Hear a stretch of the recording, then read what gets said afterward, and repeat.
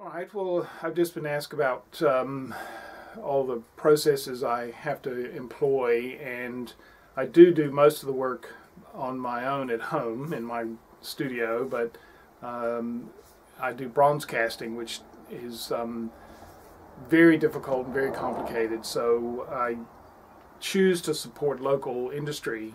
It's just like a picture framer for a painter.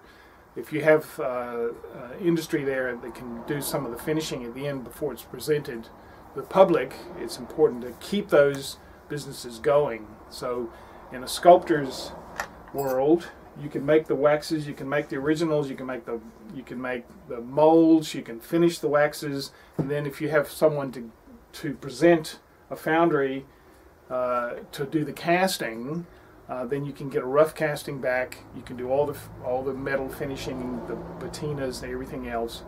And to me, I can do the casting.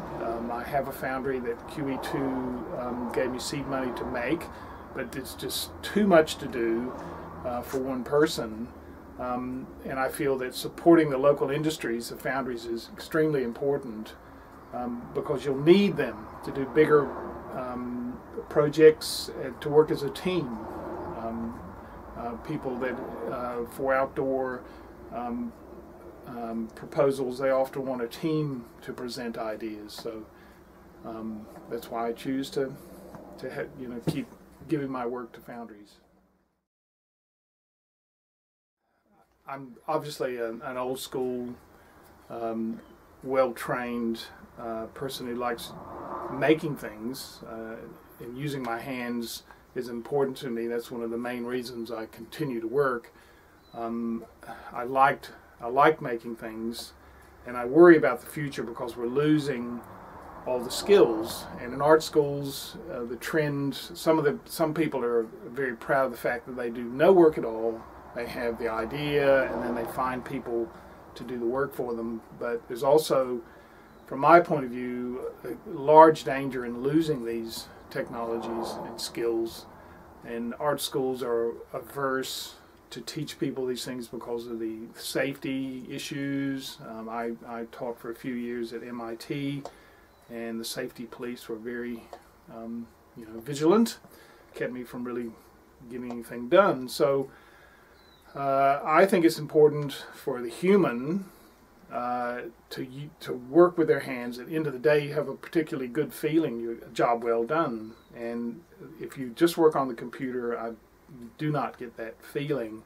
And also, some very large technology is going to be lost. Maintenance of the sewage system, the highways, bridges, all that sort of stuff, it's going to be lost. The railway system, they laid off all the technicians, all the blacksmiths and people who make the castings for the railways. You've got to keep those people going because it's what we still depend on it, even though we consider it 19th century ancient technology. Well, we still use it every day.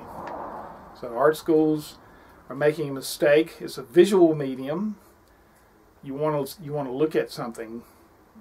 It's not just the idea. You've got to have the idea and the object or painting to look at. So art schools are kind of cutting their feet off by not teaching people skills. I've been making sculpture since the 70s, really, and it's only recently, say,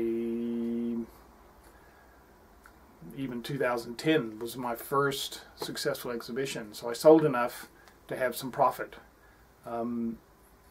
Sculpture's been too hard for most people to understand what to do with, but since about 2005 there's been a lot of outdoor exhibitions, so people have begun to look at their gardens and buy bigger work. But I've always run being a sculptor like a business. I keep all the receipts and I write it off against any kind of income. And it's only been recently that I've been able to work full time. I've always had jobs teaching or working in foundries, different things like that. And it's a simple equation. It's breathing in and breathing out. Unless you sell a work, you can't breathe in. And unless you breathe in, you can't breathe out, which is making more work. So, a lot of people don't like to talk about art as a business, but it's just a way of keeping me going. I'm engaged. I keep making work. I keep thinking. I keep researching, and it's the way forward. It's like walking.